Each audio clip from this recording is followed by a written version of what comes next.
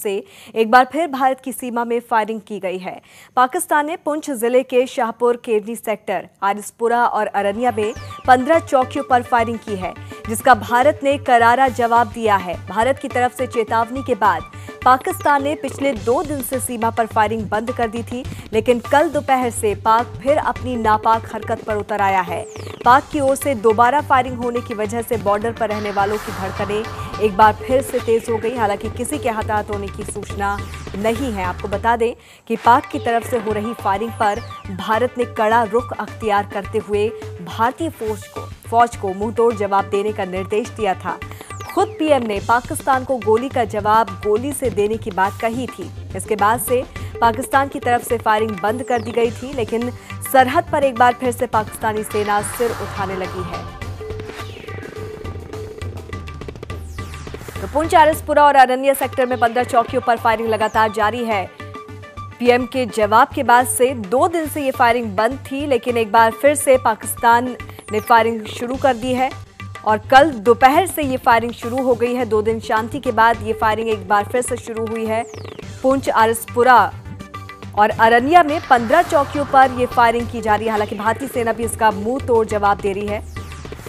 और इस सिलसिले में अधिक जानकारी के साथ हमारे संवाददाता मुजम्मिल रशीद इस वक्त हमारे साथ फोन लाइन पर मौजूद हैं।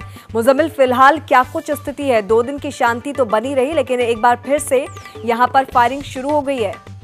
जी बिल्कुल, आज रात अरनिया सेक्टर और जो आरिसपुरा सेक्टर है वहां पर करीब 15 से ज्यादा जो फर्स्ट फॉरवर्ड पोस्टर्स है उनको निशाना बनाया गया है पाकिस्तान की तरफ से और इन पर गोलाबारी की गई, जिसकी वजह से कई लोग घायल हुए हैं और काफी हालात जो है फिर से तनावपूर्ण बने हुए हैं इन इलाकों में, क्योंकि 2 दिन जो है शांति इन इलाकों में बनी हुई थी। जो जम्मू का पूरा जो नियंत्रण रेखा इलाका है या इंटरनेशनल बॉर्डर है, यहाँ पर शांति बनी हुई 2 दिन, लेकिन अब आज रात जो दोबारा उल्लंघन हुआ हो या इंटरनेशनल बॉर्डर हो या नियंत्रण रेखा पर हो, तो इससे काफी जो है हम सफाई लोगों को फिर एक बार को जो है चुनौती में डाल दिया है।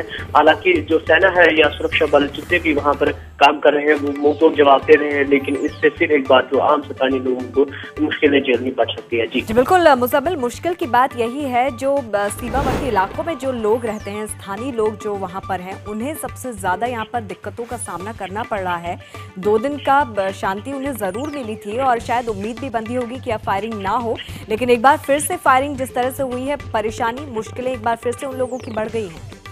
जी बिल्कुल, जो स्थानीय लोग हैं, पहले ही कई लोग जो है अपने इलाकों से माइग्रेट हुए हैं। कई लोगों के जो माल मवेशी है वो पूरी तरह इसमें तबाह हुआ है, जबकि कई लोगों की जो मौतें भी इस फायरिंग में हुई है। जो 2 दिन पहले तक हमें फायरिंग देखने को मिली इन इलाकों में, हालांकि एक साइड से नहीं दूसरे साइड से भी काफी सारा नुकसान हो रहा है, लेकिन जो लगातार इन इलाकों में जो फायरिंग हो रही है उससे जो आम जनता है उनको काफी दिक्कतें झेलनी पड़ रही है। हालांकि यहाँ से हमारी सेना जो है बिल्कुल जवाब दे रही है, मुंहतोड़ जवाब दे रही है, लेकिन लोगों का जो इन इलाकों में रहना है अब काफी मुश्किल होता जा रहा है। जी बिल्कुल, अब काफी मुश्किल यहाँ पर होता जा रहा है। ऐसे में मुजम्मिल, सेना की क्या कुछ रणनीति है? क्या इसका खुलासा हो पाया है या इस सिलसिले में बातचीत हो पाई है? जी बिल्कुल, सेना का यही फिलहाल सेना जो है जो भी वायलेशन हो रही है उसका मुंहतोड़ जवाब दे रही है और जो भी स्थानीय नागरिक है, जो एडमिनिस्ट्रेशन है, उनके साथ मिलकर इनको बाहर निकालने की कोशिश की रही है। हालांकि लगातार जो केंद्रीय सरकार की तरफ से या जो भी टॉप ऑफिशियल लेवल की बातचीत है उसके लिए कोशिशें लगातार जारी है, ताकि कोशिश यही हो रही है दोनों साइड से कि नियंत्रण रेखा पर जो है अमन शांति बनी रहे। जी बिल्कुल, कोशिश यही है कि शांति बनी रहे, लेकिन एक बार फिर से करारा जवाब दिया जा रहा है हिंदुस्तानी सेना की तरफ से, जिस तरह से एक बार फिर से सीज फायर का उल्लंघन पाकिस्तान की तरफ से हो रहा है। बहुत बहुत शुक्रिया मुजम्मिल इस तमाम जानकारी के लिए।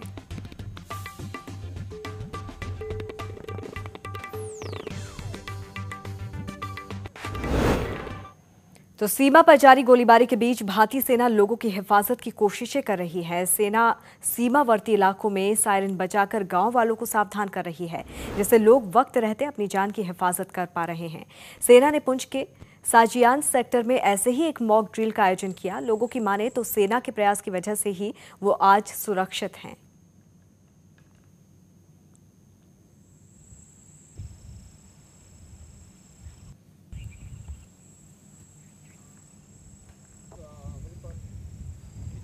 मैं अभी मंडी से आ रहा था और घर की तरफ जा रहा था, जितने में सायरन का आवाज़ आया।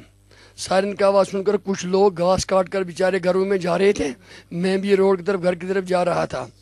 सायरन जैसे बजा, इतला हमें मिल गई सायरन की। उस सायरन की पोजीशन से कोई गाड़ी के पीछे, कोई रोड में, कोई मकान में, जहाँ जहाँ भी हमें पोजीशन मिली उस पोजीशन में हम अपनी जान बचाने के लिए छुपा में आ गए। दुश्मन हमारे सामने ऊपर बैठा हुआ है, किसी वक्त भी, क्यों आज के भी फायरिंग उनके चल रही है, अचानक वो फायरिंग करते, उनके फायरिंग का कोई टाइम नहीं है, इसलिए हमें उनका हर वक्त खतरा रहता है।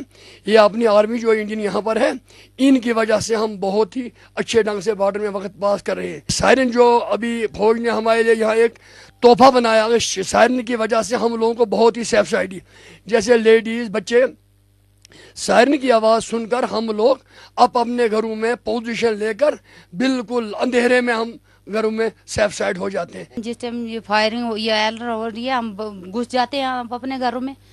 तो अगर फौज नहीं होगी तो हम मर जाएंगे, क्योंकि ये सहारा देती है हमें, हर टाइम बचाते हैं, हम हर टाइम घुस जाते हैं। आप अपने घरों में, फौज बोलती है आप अपने सैफ मकानों में रह जाओ नीचे, जब पाकिस्तान का फायर आने वाला है आप अपने घरों में सेफ हो जाओ। जब तक यहाँ फौज है, हम फौज के सहारे से जी रहे हैं, वो हमें इतला कर देती है, हम अपना आप जो है बचाते हैं, आने जाने वाले को भी बोलते हैं। अभी हम आ रहे थे, फौज ने एकदम अलार्म बजाया, हमने इसीलिए बच्चे बुच्चे लेके हम मकानों में घुसे हुए हैं। हमारा खाना शाना जो भी बना हुआ है ऐसे चूल्हे के ऊपर पड़ा हुआ है। फौज हमारी बहुत सपोर्ट कर रही है, हम फौज की वजह से यहाँ जी रहे हैं। फौज हमें 5 मिनट 10 मिनट